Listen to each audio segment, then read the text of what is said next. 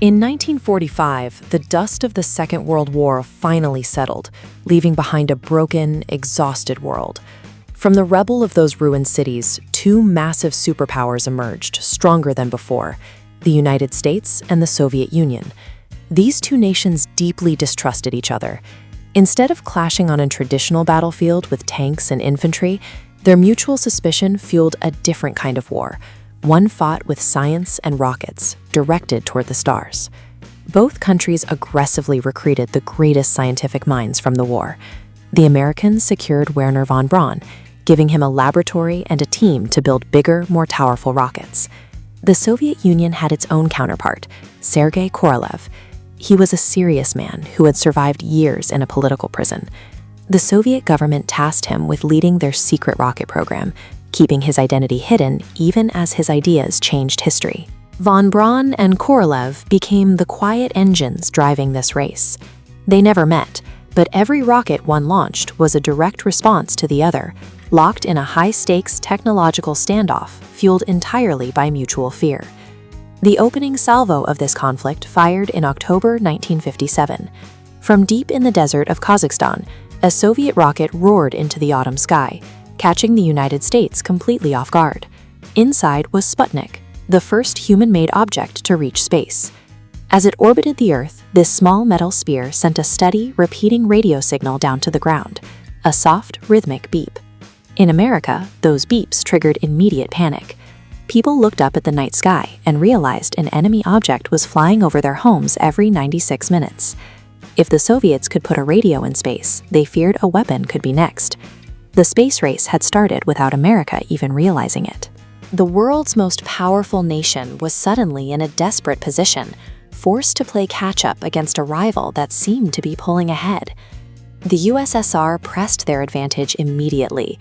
Just 1 month after Sputnik, they launched another spacecraft carrying a dog named Laika. She became the first living creature to orbit the Earth, proving that life could survive the journey into the void. In April 1961, the Soviets achieved the ultimate milestone. A young pilot named Yuri Gagarin climbed into the Vostok 1 capsule and became the first human being to orbit our planet, looking down at the blue curve of the Earth from above. America struggled to respond. In those early years, NASA faced repeated failures, with rockets exploding on the launch pad and missions facing constant delays, while the Soviets continued to move forward. President John F. Kennedy realized that America could not win this current sprint. He addressed a joint session of Congress to change the stakes entirely, proposing a goal so ambitious it seemed impossible.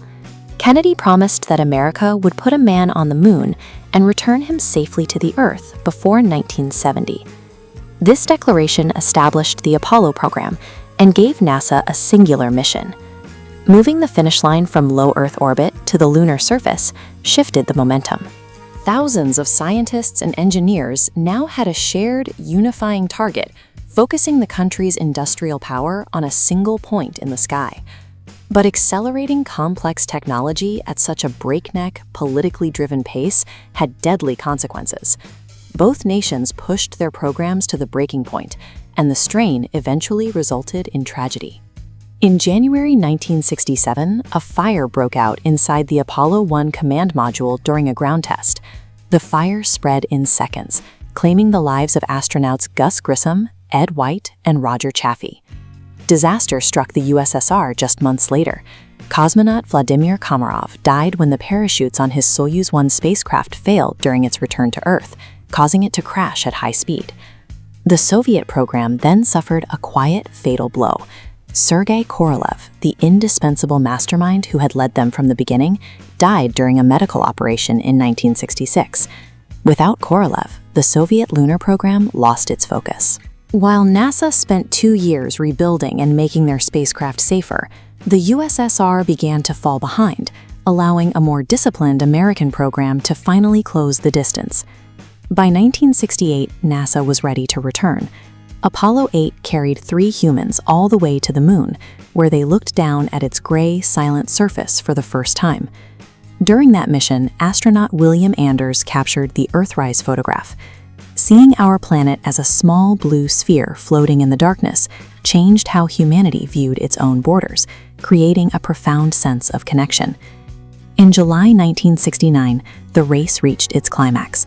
Apollo 11 launched on a rocket taller than a 30-story building, carrying Neil Armstrong, Buzz Aldrin, and Michael Collins toward the final chapter. After a tense descent over ancient rocks and dust, the lunar module landed. Neil Armstrong climbed down the ladder and took the first step, famously calling it a giant leap for all mankind. America had finally won the political competition, but the plaque the astronauts left behind shifted to focus of the achievement. It did not claim the moon for a single nation. Instead, it stated that they came in peace for all mankind. In the years that followed, America conducted 5 more lunar landings. Meanwhile, the USSR pivoted, focusing their remaining resources on building the world's first orbital space stations. The intense geopolitical rivalry gradually thawed. By 1975, the two nations participated in a joint mission, where American and Soviet spacecraft docked together in orbit for a symbolic handshake in space. This cooperation laid the groundwork for the International Space Station. Today, former rivals live and work together in that same orbital environment, using the technology born from the Cold War to advance shared scientific goals. This dangerous escalation, born from military paranoia, created the means for humans to leave their planet. Ironically, the massive rockets originally built for war became the exact vessels that revealed our world as a fragile, borderless home, proving that even a race fueled by fear can eventually lead to a shared future.